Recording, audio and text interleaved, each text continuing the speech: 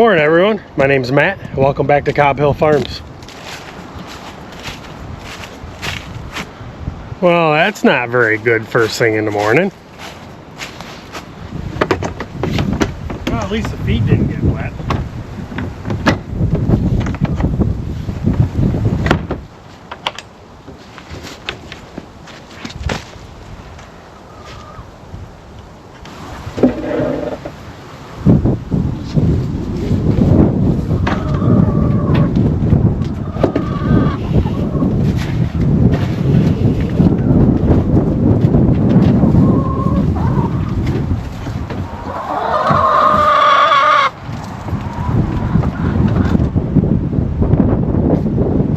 Guess it's time to break out some winter gloves.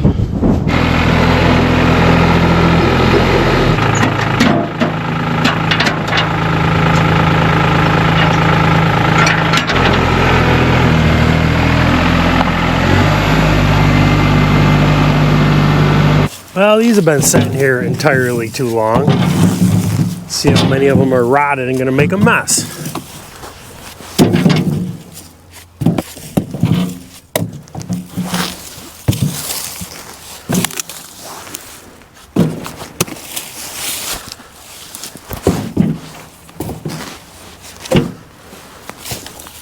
Look at that, none of them, except the one that got smashed somehow.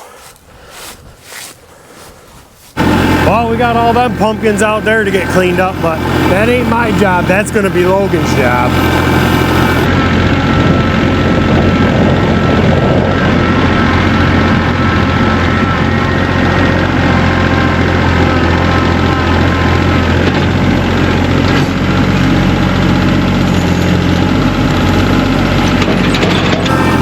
That'll give the wildlife something to snack on.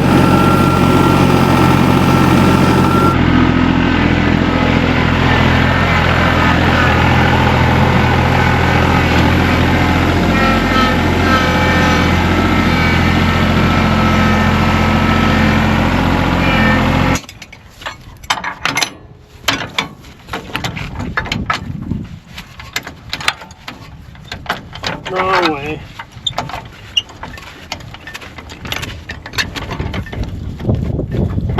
We are done flail chopping for this year. We've already had a couple hard frosts, and our annual frost date, I believe, is fast approaching. I think it's sometime middle to tail end of November. But the grass is looking pretty good out here. So right here's the line of where we stopped flail chopping. Everything to the right was what we flail chopped.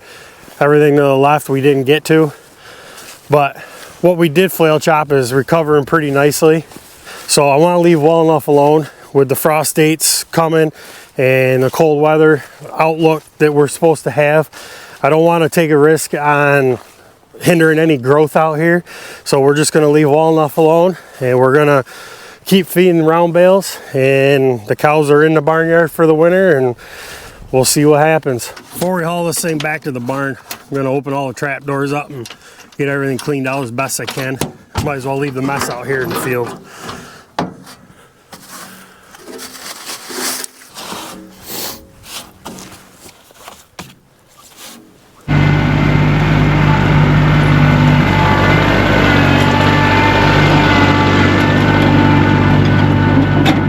Look what the deer have done to my fence. It all lays here in a pile. Well, I guess it's a good thing the cattle are done out here for the year. I guess I'd have fence to fix.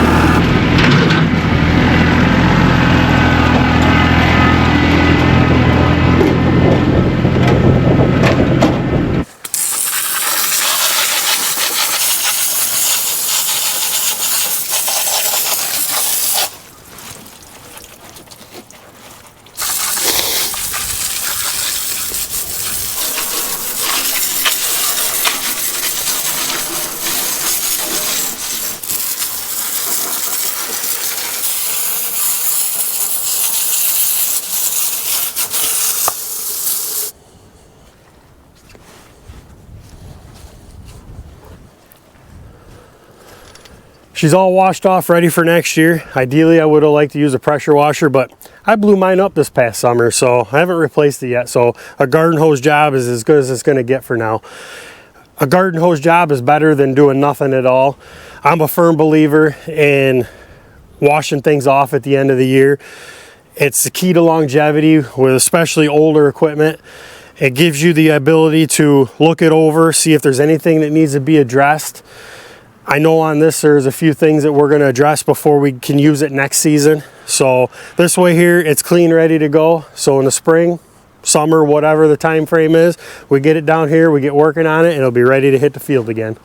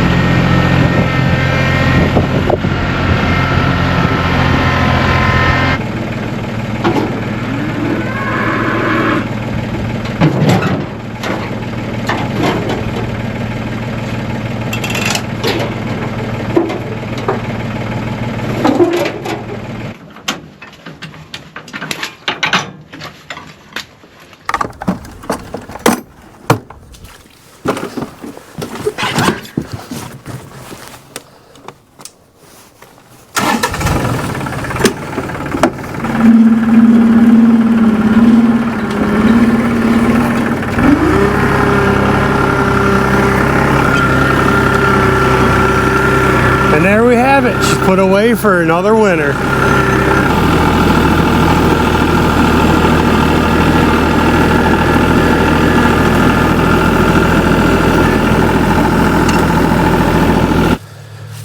Well, this doesn't look very good.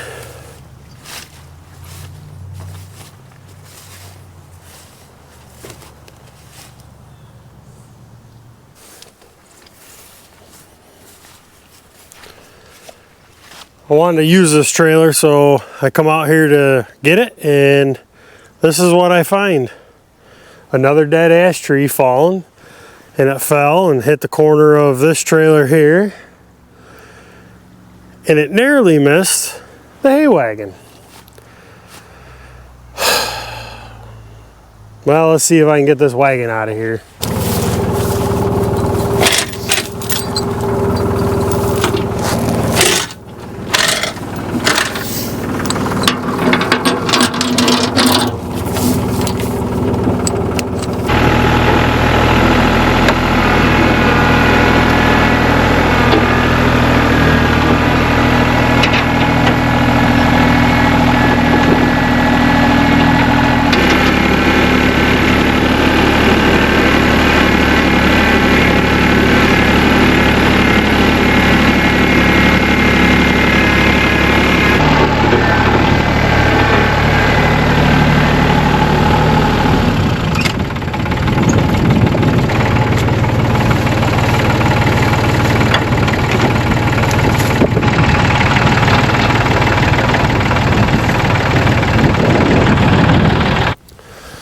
Well, I can't say I was prepared for this when I came up. Looks like the frame's bent right here. This weld's cracked.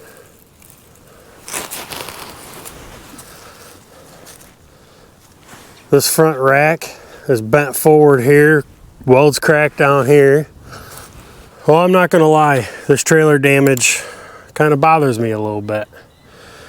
This isn't just a little farm trailer. This is a piece of my childhood. This is a trailer that my grandfather and my father built from scratch. My grandfather was a welder by trade, and a very good one at that.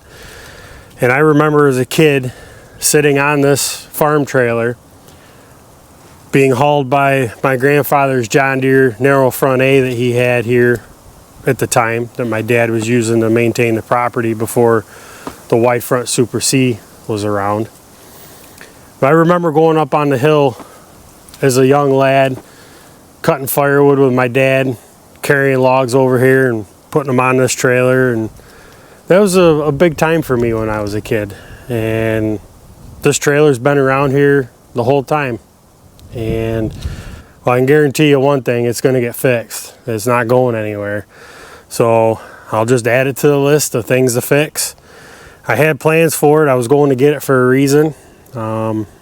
I may end up doing something a little different, or we'll see if we can't get it fixed before I need it, but here it sits.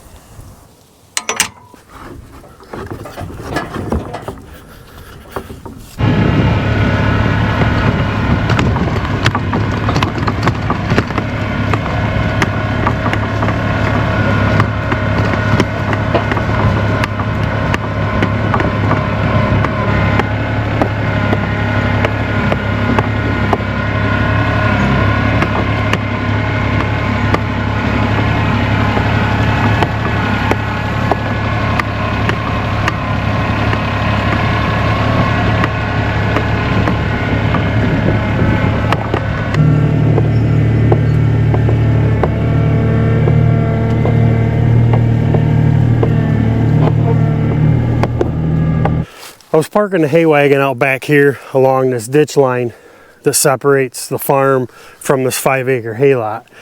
And as I was driving along through here, I noticed, just paying attention to different things, the brush line and how solid it is. Well, then I got to this point, and I'm like, huh, that's kind of interesting. Well, then I got noticing the deer tracks. And there's more over there. And I just thought to myself, that's kind of interesting how the wildlife come up with their paths of travel. They cross the creek here up through the brush, when right over there is a driveway, nice wide driveway, that they have access to. Yeah, there's a fence line right at the corner, but they can still easily get around the outside of it.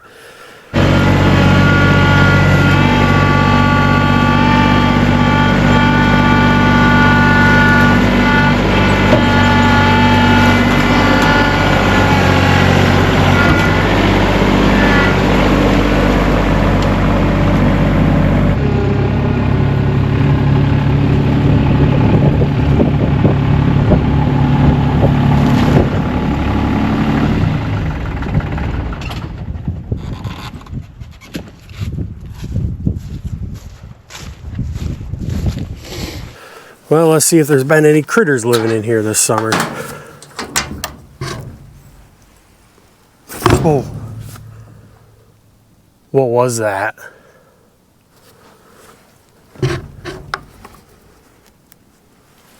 What is it? Haha, just kidding. There's nothing in here. There's no critters, there's no bees nests, nothing. Looks like our calf crate's ready to go.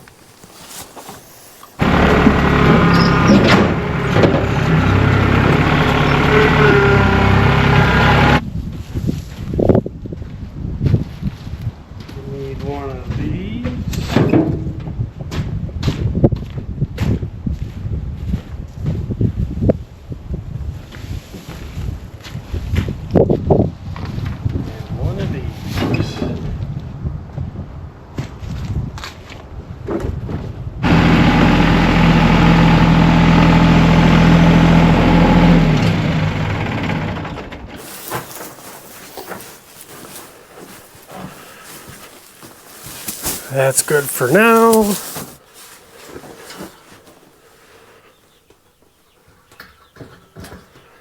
This is always fun to do by myself.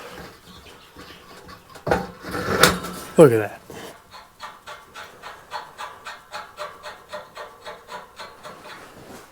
We're getting our calf pen ready for a couple bull calves. We're going to be getting 2 bull calves from our local dairy farm that we have been getting them from in the past. We've been watching the prices of the calves, and they've been slowly coming down to more of a reasonable level. Still a little higher than I'd like to pay, but hey, when your back's against the wall and you need beef, you know, it's how we do it here on our farm. We don't go to the sale barn and buy animals that are ready to go to slaughter, or you know, buy feeders, because chances are when you go buy feeders, you're buying somebody else's problem. I'm not into that. I like bottle feeding calves right from a day to a week old. You get hand friendly with them, they get used to you. That equates to a more docile animal to deal with. So we're going to be getting those probably in the next week or so. As far as our cow-calf operation goes, that's not doing anything for us right now. That's why we got to buy calves. We're still not 100% sure in which direction we're going with our cow-calf operation. We're still going to do a cow-calf operation, but that's years out as far as being 100% cow-calf for us. So it's going to be a slow transition. So for a while, we're going to be doing both. Calves, raising bottle calves, and dealing with a cow-calf operation.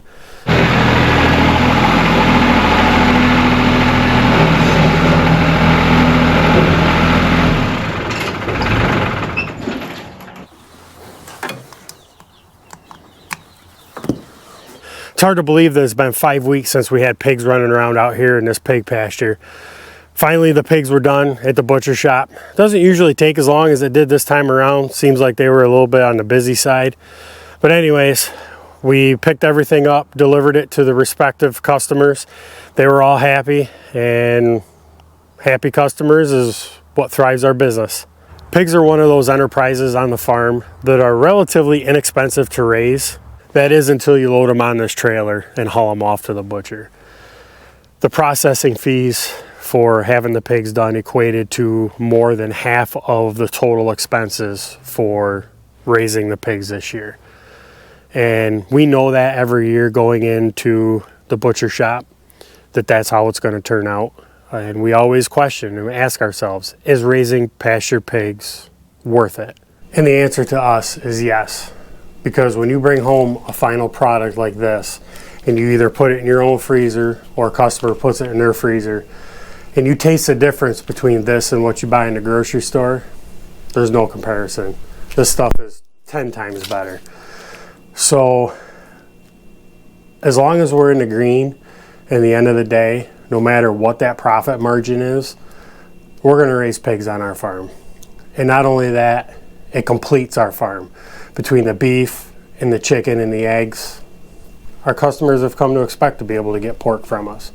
And lastly, before I close out the video, I want to thank everyone that watches our channel, has subscribed, and also made comments. It's really neat to hear from people in different parts of our country and really all over the world. It's kind of mind-boggling that some small guy here in upstate New York has viewers clear around the world. So without you, the viewer and subscribers, our YouTube channel wouldn't exist. So I just want to take a minute and thank you. Thank you for taking an interest in what we're doing, and we're just going to keep bringing you videos on our almost day-to-day lives here on the farm and in the shop and whatever else we decide to get ourselves into. So if you enjoyed the video, give it a thumbs up. If you like our channel, as always, we ask you to subscribe. We hope you have a great rest of your day. We'll see you next time.